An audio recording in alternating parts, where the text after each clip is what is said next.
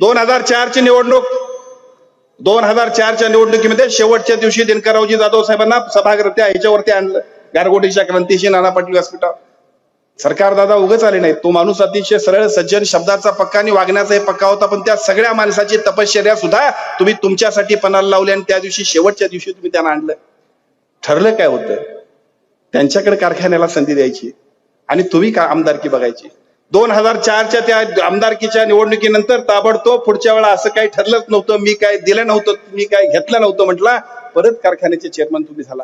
आयुष्यभर स्वतःसाठी जगलेला माणूस, आयुष्यभर फक्त आणि फक्त लबाडी, ढोंगीपणा, गद्दारी करणारा माणूस या मतदारसंघातल्या सगळ्या माणसांच्या बरोबर सुद्धा त्याच पद्धतीने वागत गेले. आजपर्यंत तुम्ही बघितलं तर कधीही या माणसाने विकासाचं काम, सामान्य माणसाचं काम, सर्वसामान्यांच्या विकासाच्या गोष्टींसाठी कधी काम केलं नाही.